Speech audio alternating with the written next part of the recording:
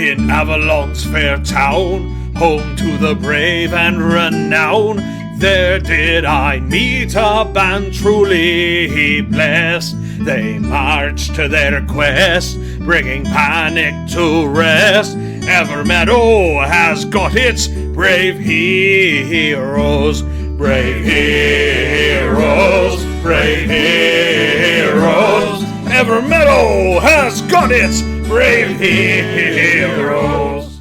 We awoke to the nurturing tears of the sky falling upon our humble lands.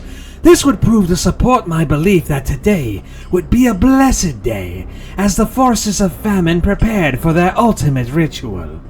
My dearest daughter awoke this morning to go hunting for a legendary feast for us hard workers, and found a Twirlam who fell to her arrow. With swift work, slabs of mossy meat have been served, and many beverages on behalf of Connor Stonebrew. And amongst these, he held bottles of Trevan Farms berry wine, which was the topic of much discussion. Seems Volrog ignited the poor farmland, but for good reason. It bore the corruption of Evermeadow's most prolific serial killer, so I hear.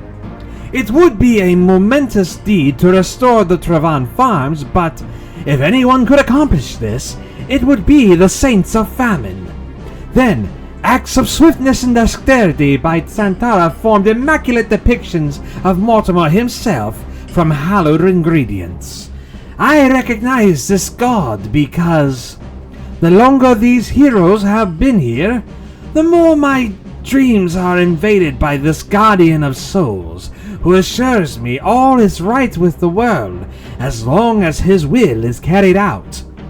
Most would fear such premonition, but nay, I am assured that faith in this being will bring absolution to all across the realms. The heroes also exchanged all of their currency in exchange for the material to make a coffin made of pure gold. Something their god has shown them in a vision, it seems, that brought worry to the kings Blarney and Tiralas. An expert in the divine I am not, but it seems a god never truly tries to enter the physical realm in full capacity. Astral presences that occupy the same space on the material plane as they do in their own divine realm, but even this costs much to manifest in such a way. With this coffin, a bridge to Mortimer's realm has been established. Santara, with the aid of Kor, took her blades of famine, and she was possessed with holy vision, causing her talents to carve intricate marks of Mortimer upon the coffin, which Volrog jotted down in his book of famine. And placed in the coffin 5 vials of blood from the saints of the apocalypse, joined 6 tributes of Mortimer, and even more impressive, a bottle of each primordial force in existence were carefully laid on the finest cloth that sat with the feathers of Kor.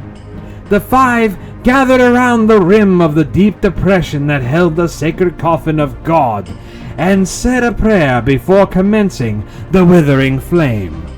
O Mortimer, Lord of the last hunger, we offer you the souls of the fallen. Through wither we are cleansed, through flame we are reforged. Strip us of vanity, leave only the echo of sin. Let their spirits be devoured, and their strength reborn in us.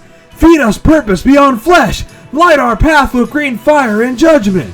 For we are the carriers of your curse, the flame walkers of your truth, and the soil of Evermeadow drinks deep of all we sacrifice for its glory. So do we burn, so do we march. They summoned forth every bit of their divinity, every portion of their magic, and channeled an increasingly powerful stream of wither concentrated at one spot, the coffin. Just then, the almighty flames burst forth like a pillar to the heavens, changing the very skies and bringing forth fireballs that screeched across the world.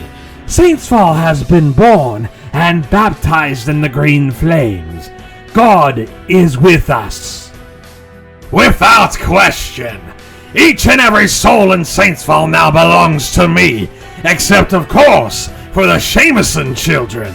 Those sweet little demigods would never betray their father, no! though in time they may join the ranks of the leprechauns, gnomes, dwarves, goblins, trolls, genasi, and even the Leandro, who give their gift given by the great creator into my awaiting hands. I love when my children of old eventually find their way back to the flock of their own free will. Now, all shall know that Saintsfall is my land, my devoted saints' land, where all who bend the knee to truth shall be blessed.